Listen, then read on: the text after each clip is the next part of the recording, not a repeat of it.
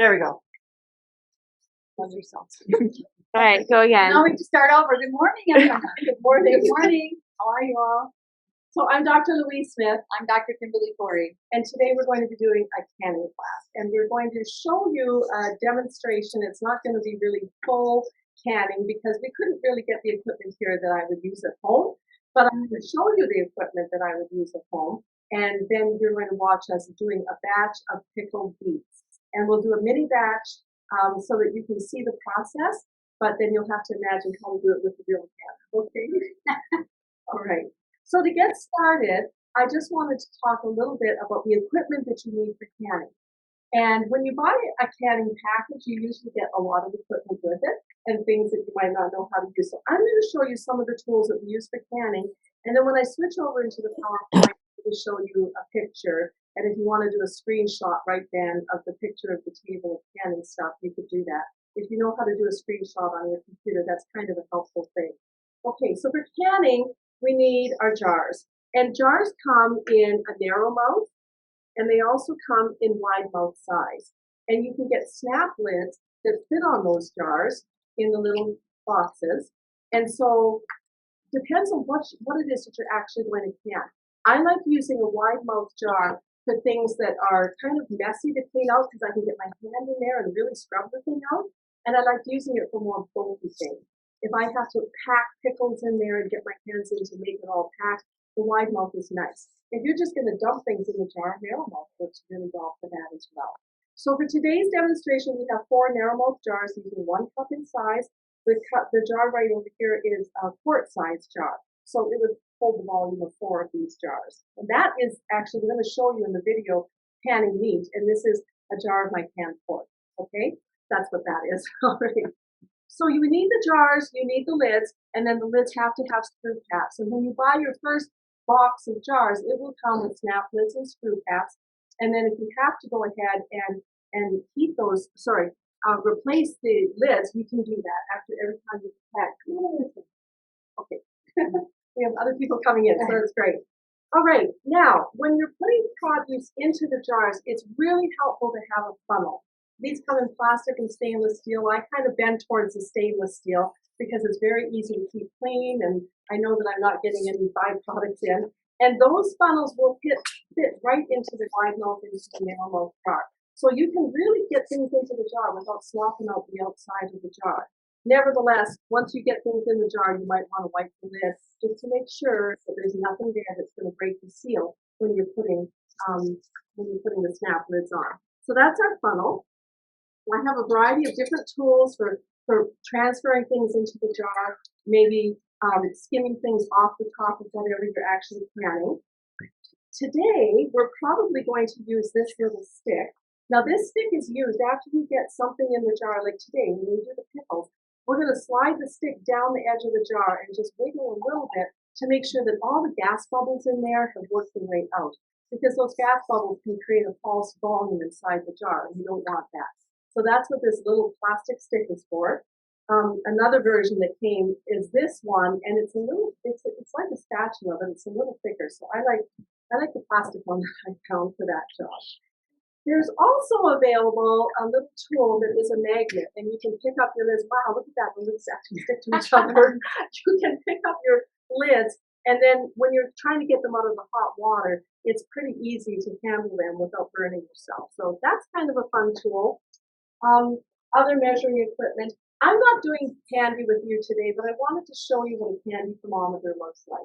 You can stick it into a pot so the tip of the thermometer is down in whatever you're making, and then you can look at the temperature, because for some recipes you want to be very precise on the temperature of what you're cooking. Okay? All right, so we're going to be doing pickled beets today. I want to show you a beet. All right, I hope you all know what a beet looks like. You all know what a beet looks like. But the beets, when I take the beets from the garden, I cut the tops off and I leave an edge there. Because if you cut it off flush, when you cook these beets, they're actually going to bleed out, and then they won't have that beautiful red color, and you want the red. So I leave a little bit of a top on, I leave the tail on, I scrub it, I set all my beets in a pot of water, and I cook them until they're soft enough that that skin just peels off. And it really does. If any of you have ever canned beets or cooked beets, when you take it out, you cut the little top off and you just kind of squeeze it and everything peels off. So it's really nice. So I did that last night with my beets, and then I chopped the beets to get them ready to go into the jar. So we'll be putting those into the jar after I go through a little video clip with you. All right. What we're going to need for the pickled beets is a brine. And the recipe that I'm giving you is my Aunt June's recipe. And I love it. So we're using this little pot here to heat up the brine. And the brine calls for 1 cup of vinegar to 1 cup of water to 2 tablespoons of pickling, 1 tablespoon of pickling spice and 2 tablespoons of sugar. So I've pre-measured all of this, and I'm going to put the sugar into the brine and the water and the vinegar in there already. And then I'm going to measure my 2 tablespoons of pickling spice. Now, in the recipe that I gave you, I told you to put the pickling spice into a little bag so that you can let it, flavor inside of there, and then you just pull the bag out, and then the spice doesn't go into your jar. It's okay for the spice to end up in your jar, but those little cloves in there can discolor the food in the jar when they sit against the food. So some people don't like that. So I'm just going to take the spice out of here with my little screen. So if you're canning beets, we have vinegar in here, and vinegar is going to give us enough acidity that they will can and save really well. So if you wanted to use an alternate sugar like monk fruit or xylitol or erythritol or something like that, that would be appropriate for this. In a minute, I'm going to talk about making jam and doing the sweetener with the jam. Actually, that'll be on the video that we do. Okay, good. So I'm just going to turn this on and let that start heating up. And we're going to get a kettle of boiling water, and we're going to put 4 snap lids. Why don't you do the snap lids in the pan? So she's going to put 4 snap lids in, and when she puts them in, I like to kind of have them upside down, downside up, because as you heat them with the water, they sometimes stick right to each other. So it's nice that one goes in like this and one goes in like this. Yeah. All right, and now we're going to pour boiling water over those to soften that ring, so that when they do get onto the jars, they make a really nice seal. And then the next thing Dr. Couri is going to do is she's going to pour hot water around the rim of every one of these jars, all just right a whole circle around. And every one of these jars I've already washed in the dishwasher, and I cleaned them. And so this is to get them hot, number 1, and to also make sure that they're very clean and sterile. Okay? If you want to fill the kettle again and get it boiling again, then we'll be using that later. Okay, so while this is sitting and this is heating, I'm going to be switching you over to a little video presentation. So I'm going to share screen with you here. And it's the PowerPoint. Share sound. So we're here to talk about canning today. This is the page that I was going to say you can do a screenshot if you like of that.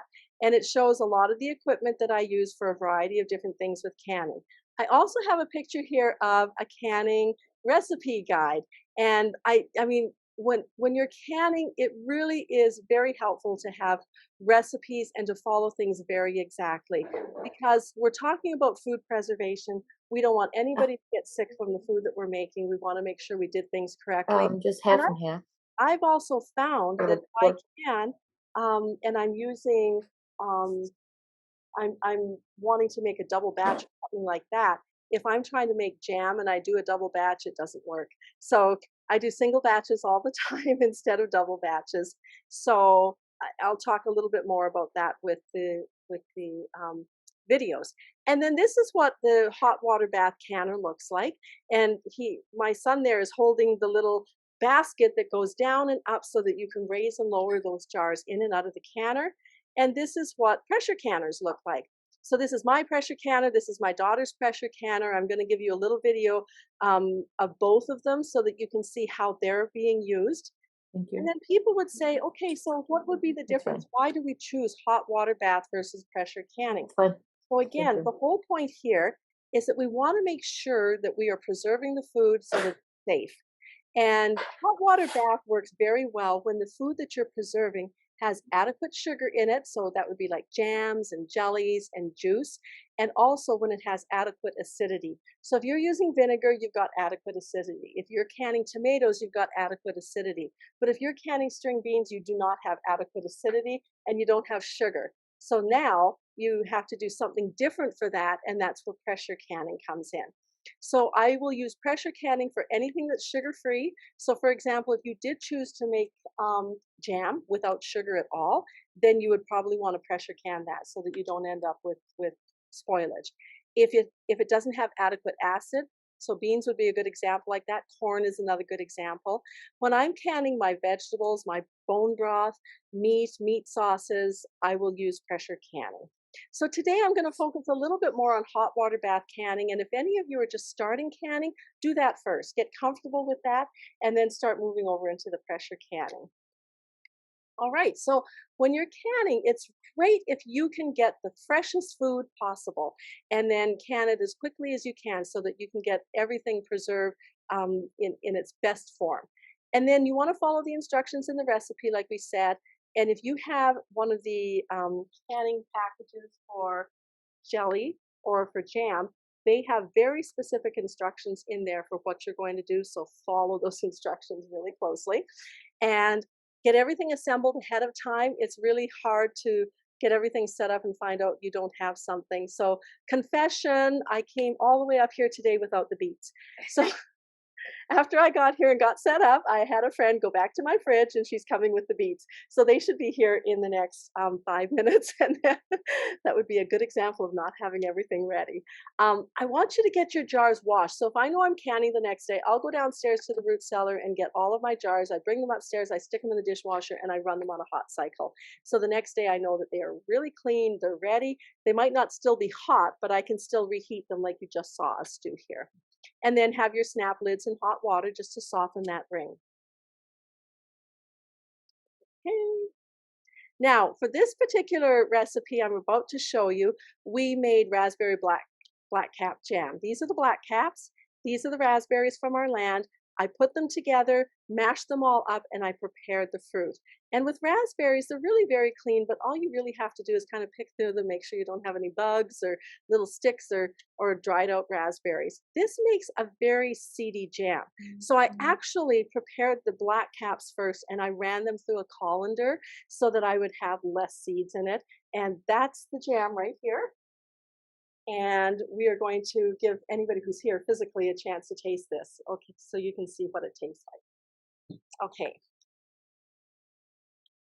Here is the fruit pectin and I chose to use the sugar-free fruit pectin. And again, I followed the recipe exactly. I only used 1 cup of sugar in this batch of jam. And I think it turned out really well. And I was able to just bath it in the hot water bath. Okay, so you're going to hear me talking on the video now. Okay, we're finally ready to start making our jam. Now we're going to be making raspberry jam. I'm using a combination of black caps and raspberries, and I have prepared the fruit, and I have 5 cups of fruit here. I want to introduce you to our canner. This is what I use for hot water bath canning, and I have put the water into it. Now I may actually need extra water, so I'm going to have some boiling water ready just in case, but I have filled it up just below this line, and I'm going to put it on the stove now and start warming it up so that it's ready when it's time for us to get these jars in. This is the rack that the jars will go on. Mine's gotten a little rusty over the years, but the rack sits very nicely in the pan so that as you're filling jars and setting them in, they can all be suspended kind of higher in the can, and then you'll lower them down. So the rack is wonderful. All right, I'm just going to turn this on, and then we're going to start talking about the rest of the things that we have here for our jam. I don't want the water boiling because if I put hot jars into boiling hot water, they may snap because there could be too much temperature difference. So it'll be warm, very warm, and then we'll bring it to a boil. Now this is our fruit. I am choosing to use the sugar-free fruit pectin, and this is the one that I got. Now there is also regular fruit pectin. Just to give you an example of the difference, this pectin requires a lot more sugar. You would use 3 cups of fruit to 5.5 or 5.25 cups of sugar for this one. So I didn't choose that one for today. I chose this, and this one can be used to make jam without any sugar at all, or with an added sweetener like monk fruit or stevia, or with a small amount of sugar. So I'm going to use the recipe that they have in here. They give an instruction on how to prepare the fruit. And the recipe for the blackberry, raspberry, boysenberry blue jam says that we'll start with 8 cups of berries, cook it down, mash it, and then we end up with 5 cups of prepared fruit. And then we're going to add a package of this. And once it comes to a boil, we can choose 1 to 3 cups of sugar. Now, one of the reasons why I am choosing sugar for this as well is because if there's sugar in it, it helps to preserve it, and then we can can it in the hot water bath, and we don't have to worry about using a pressure canner for this jam. Okay, so I'm going to just move over here and get this set into the pan. And the recipe calls for us to put the fruit into the pan, add the gelatin, and then let it sit for about 5 minutes. So that's what we're going to do. And the fruit pectin is in here. And now I'm going to stir it in. That's good stuff.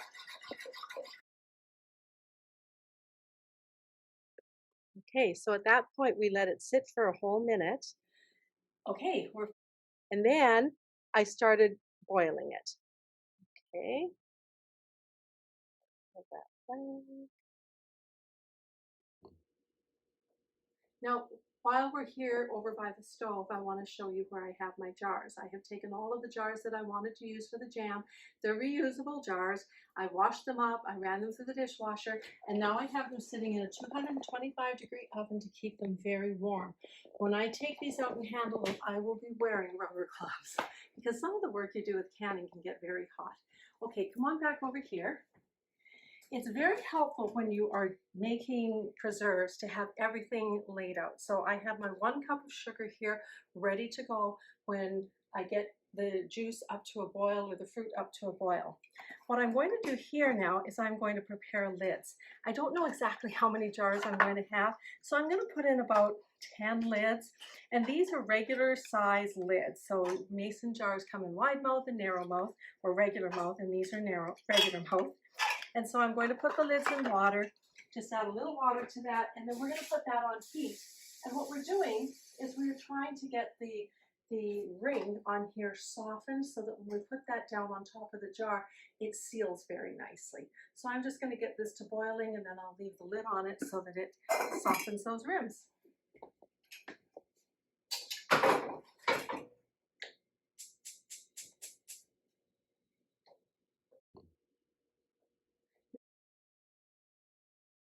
Okay, so that's just showing you what those look like in the jar. And now in the next video clip, I'm going to show you how we actually put the fruit into the jar once it's all finished boiling. Okay, we're back to a full boil, and I've been stirring now for about 30 seconds. You can see that there's some foam developing on the top. And when I take it off the heat, we are going to just skim off that foam. So we just have a few more seconds. And the thing I like about a stove that's made with gas, the gas stove, is that when I turn off the heat, I've turned off the heat. But if this was not a gas stove, I would probably remove it from the heat, okay? But I have everything set up here for us to go ahead and can. Okay, that's 1 minute, turning off the heat. And now, to skim off the foam, I'm just going to draw the foam towards me. And then I'm going to take it and add it to this bowl.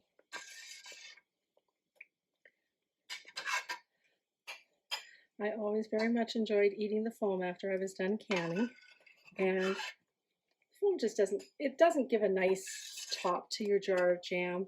So it's nice to get it off of there. Okay.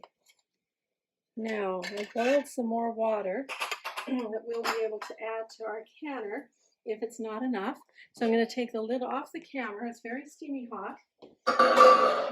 And I'm going to add the rack so I can put the jars into it. And now, these have boiled as well. These are my lids. So I'm going to start with these size jars. So there's different sizes here. I have pint and half pint jars, and it just depends on what you would like. So as I put the the liquid in here, very hot. I come up to about half an inch below the top. There we go. And then I move this over to my next jar. I grab a lid. Sometimes you grab two lids with this little magnet. There we go. And as long as the rim was clean, it's okay for me to now put the screw cap on. I'm going to make it finger tight, not wrist tight. I like putting in the center first so I don't unbalance things. Okay, we're going to keep adding to the jars now.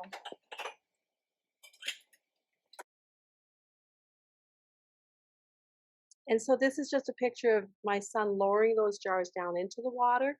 When the water bath came to a boil, I set the timer. For jam, 5 to 10 minutes is enough.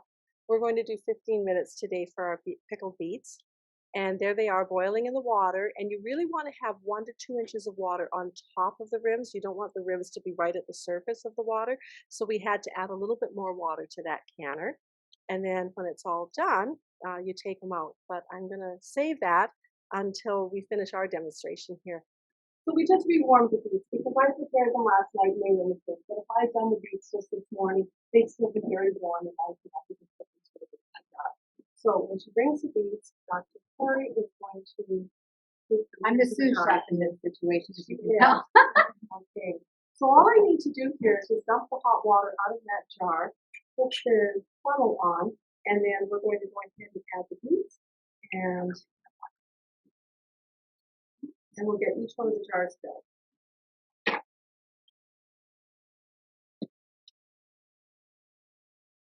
So I cut these beets down into probably like 1-inch cubes. Some people like their pickled beets sliced. Some people like them in larger chunks. If I was doing them in quart-sized jars, I'd probably do them in larger chunks. What do you guys do? What do you do with the beets? Do you do them in larger chunks? Yeah.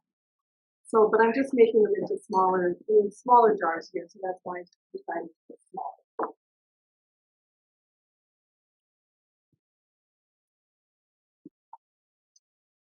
While she's doing that, I'm going to begin the seeds and put these like.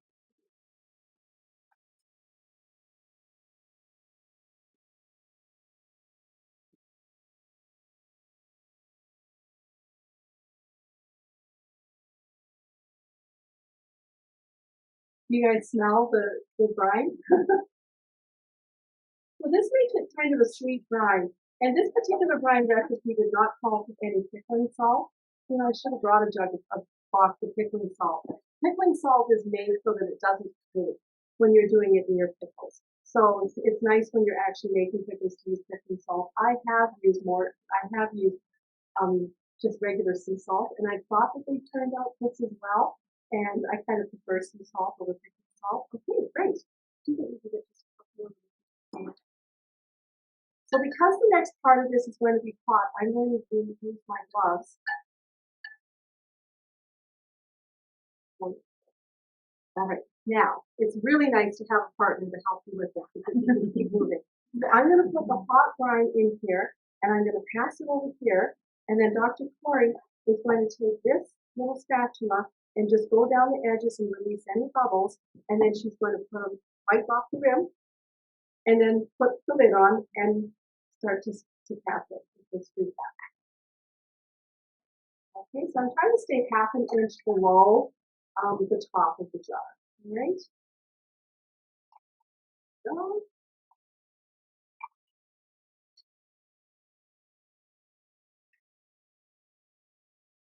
it doesn't take a lot of brine, but if you run out of brine and you're filling up your jars and you're just a little bit short, it's totally fine to top it up with a little boiling water. You don't have to go back and make another batch of brine. I forget to wipe the rim like I almost did.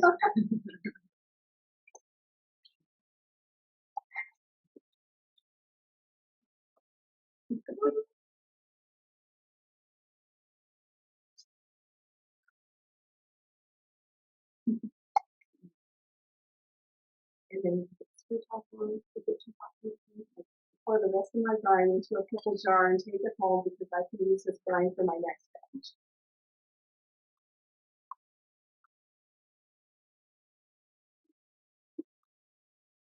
Right. Now, Abby, could you bring 2 kettles of water and put them in here, and we'll just get the hot water back there. So typically when you have a canner, you have some kind of a rack that's going to keep the jars from sitting right on the bottom. You really don't want the jars on the bottom right against the heat.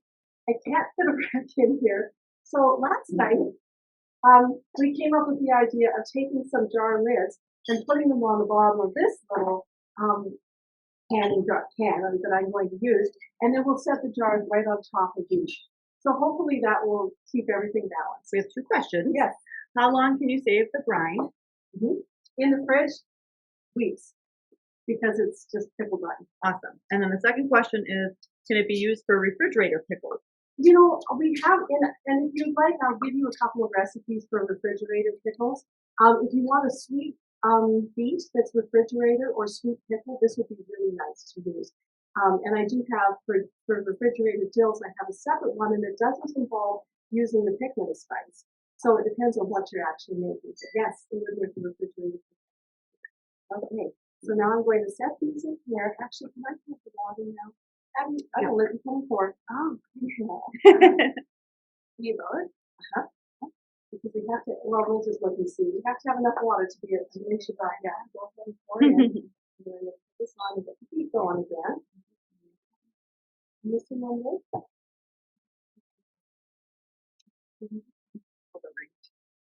That's very hot. Yeah, we'll leave it. And then go back and fill it again, just to make sure that it's good. So normally I would have had a separate kettle. And if I'm doing a hot bash canning, this is the kettle that I'm using. Just like in the video that you saw, this would be on the stove getting hot. But you don't, again, want to shock your jars. So whether you're adding hot liquid to a cold jar, you shouldn't do that. You should add hot ingredients to a warmed up jar. And then those hot jars should go into warm water, but not boiling hot water. Okay? Now I'm going to set them in.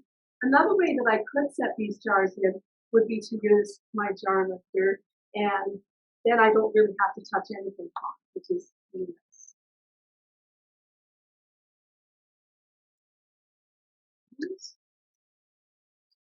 So while this is canning, and I'm going to have somebody set their phone for 15 minutes once it comes to a boil.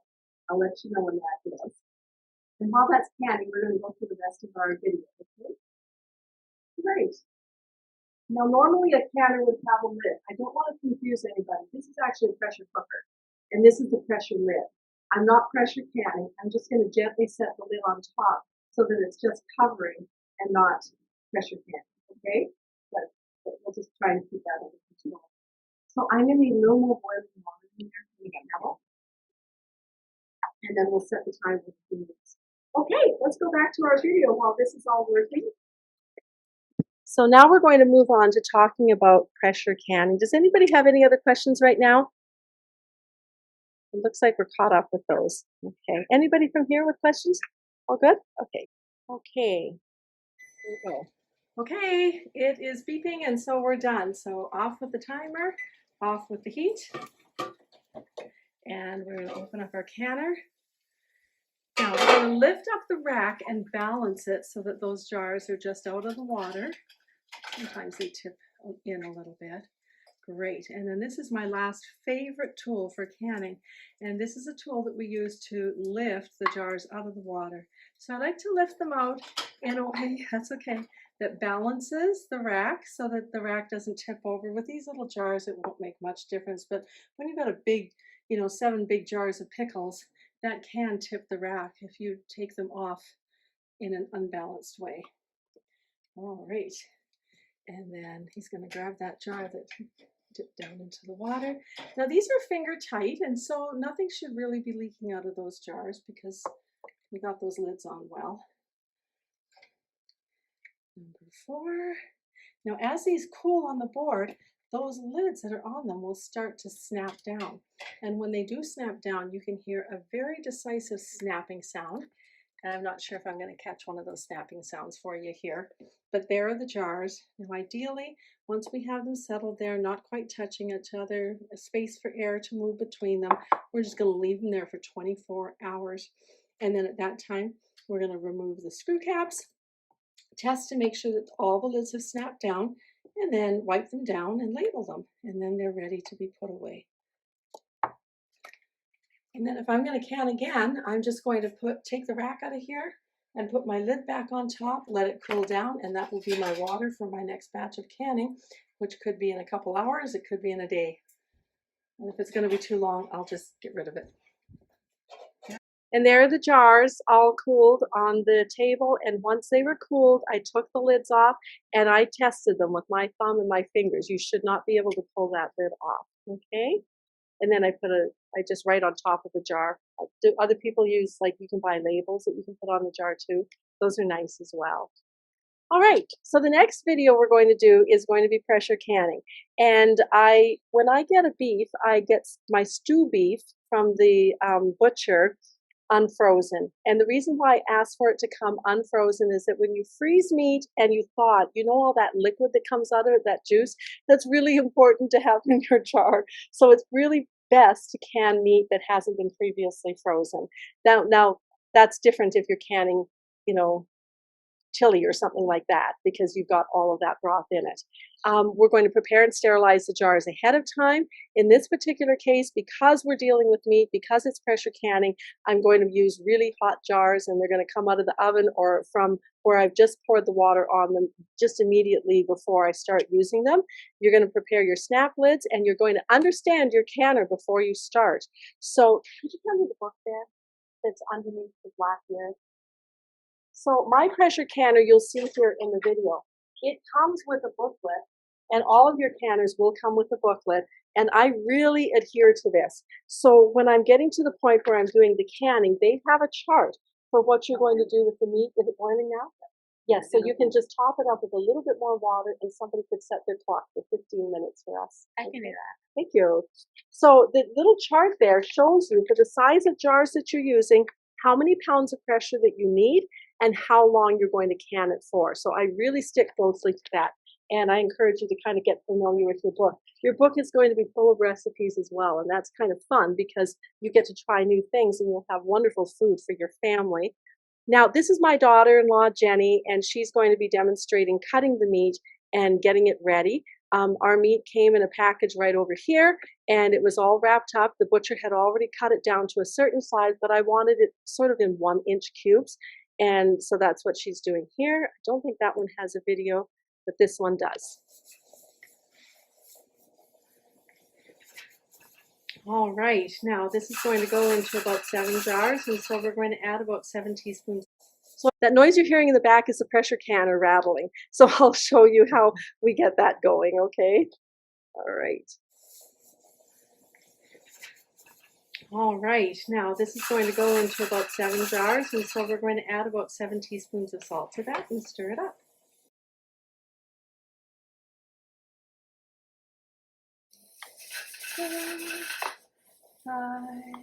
And I'm using sea salt here. 7, and I'm just going to stir that up. Now salt is definitely an option. You don't have to put salt in, but meat always tastes a little better when there's some salt to bring out the flavor. I'm trying to handle the meat as little as possible with my hands, and then from here we are going to go ahead and pack it into the jars. All right, so these jars were sterilized. They were put through the dishwasher, and then I'm using boiling water on them to get them sterile. And this is not sterile like OR sterile. This is just sterile like we're being really clean. We're using clean dish rags. The kitchen has been cleaned. We're using a very clean environment. The temperature inside that canner is going to be about 500 degrees. So it will sterilize everything, guaranteed. So I had a question, can Instapots be used as a pressure canner? So I think so, but the problem is I don't know my Instapot well enough to be able to say that I know exactly what pressure I'm getting in it. So if your Instapot comes with some instructions on how to can with it, then follow those instructions. My canner comes with a weight that I have to put onto the top, and it balances, and I can choose 5, 10, or 15 pounds.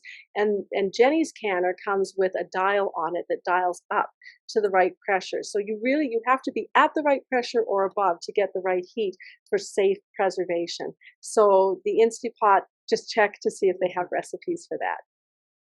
Okay, the meat is all in. We just wipe off the lid to make sure that there isn't anything that is going to interfere with our seal. We're not adding any liquid to this meat. All the liquid and juice that's going to end up in the jar after the canning is going to be coming from the meat itself. So then we're going to put our wide mouth lids on. These are the wide mouth lids. I boiled them just to soften the seal. And they don't have to be boiling hot when you put them on. And I'm pretty sure the seal is going to soften inside that can when it gets to the temperature that it's going to get to. So again, like with other canning that we do, we tighten the screw cap on finger tight. We don't go any tighter than that. And then we can set them into our canner. And this canner does have a rack in the bottom. Most pressure canners do. There's usually 2 racks so that if you're using pint jars, then you can stack them. So the rack goes in the bottom. We are going to put water in there, and then I'm going to set these jars in there. It's okay if they're touching. I'll have them go around the outside circle and just get them all put together. And then we're going to show you about the lid of this pressure canner, because this one has a gauge on it, and it's just a little different than the one that you hear in the background that we're still canning our broth with. Okay? Being warm is quite hot. It makes it a lot easier to handle.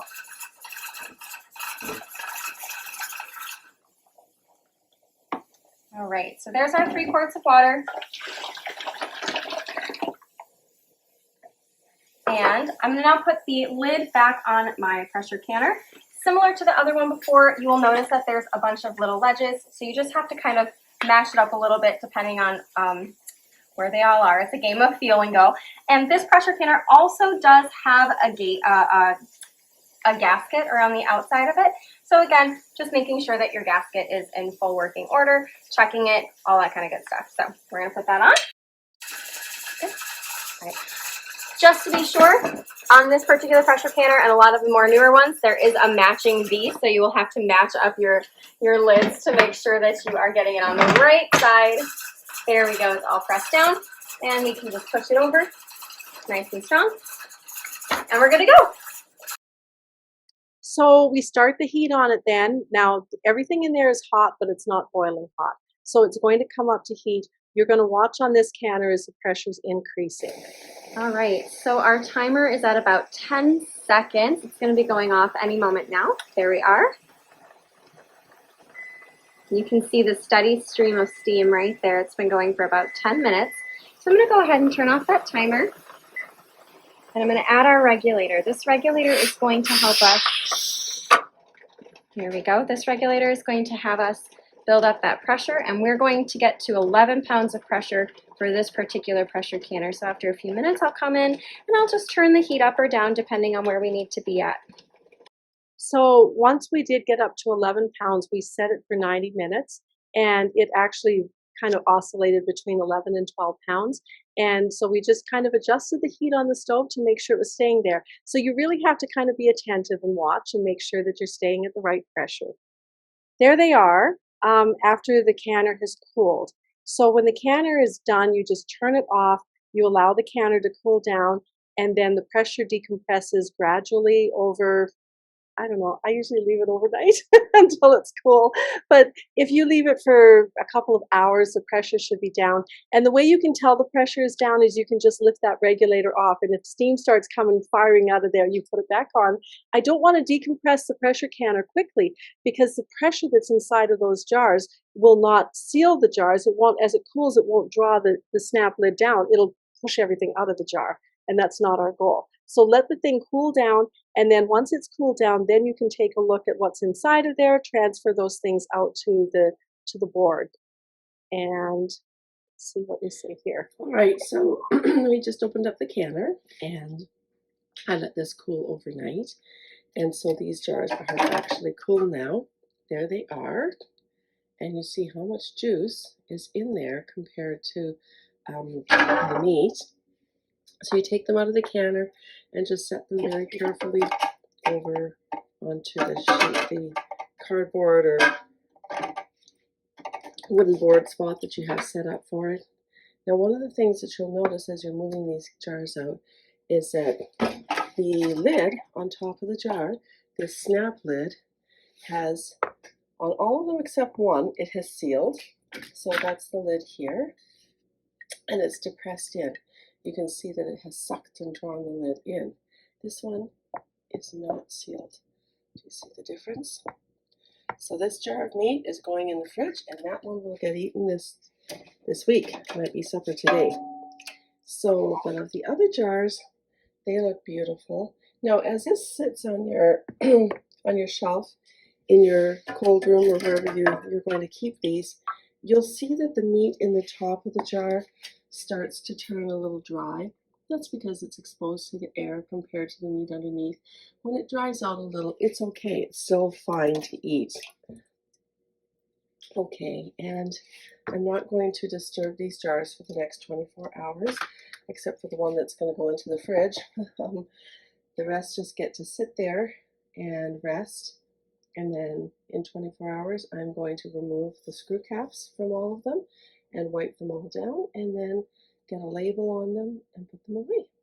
While we were preparing this video, we were also canning bone broth that I made, and that was the other canner that was going, so I'm just going to show a couple of clips.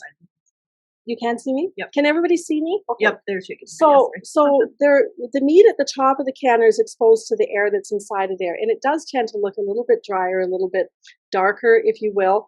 But everything is really good. This is so tender. Have any of you ever done pressure canned meat? This is so delicious. It's juicy, really tender. So it makes an instant meal. You just throw some carrots and onions and potatoes in it, and you've got stew if you want to do it that way.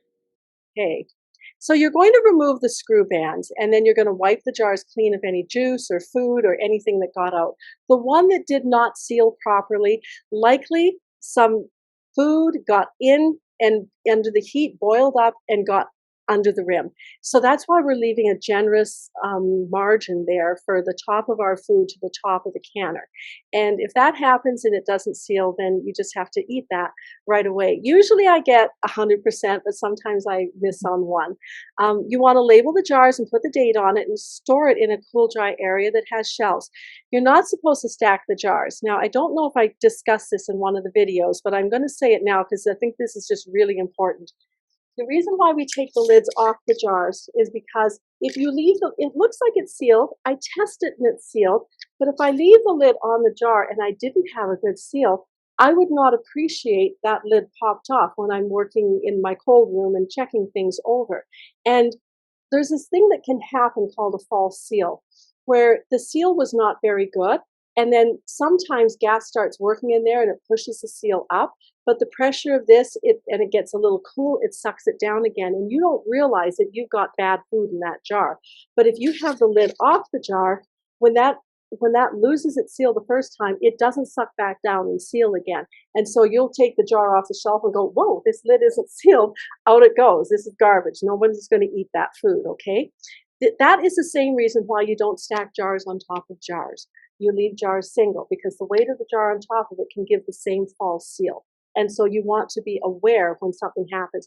If I go down to the cold room and I see mold on the top of my jar, I know that there is a false seal. But if that it didn't seal well, but if there's a false seal, it may not grow the mold. It might just have botulism in it.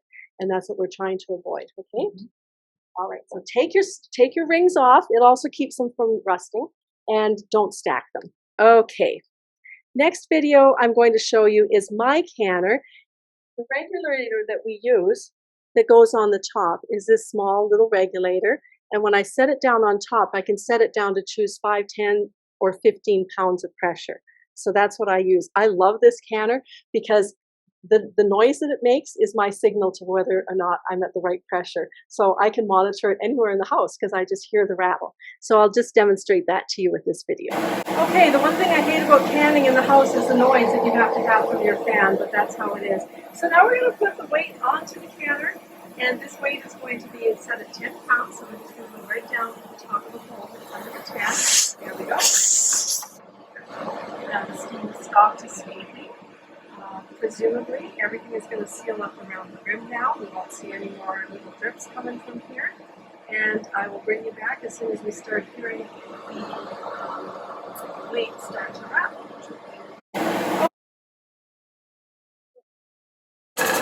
Okay, this is the rattle that you're looking for.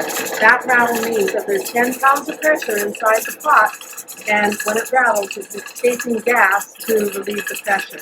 So now we want to adjust the temperature so that we hear that rattle about 4 times a minute. And I find on my stove, somewhere between here and here is about what it takes. So I'm just going to monitor this for a few more minutes.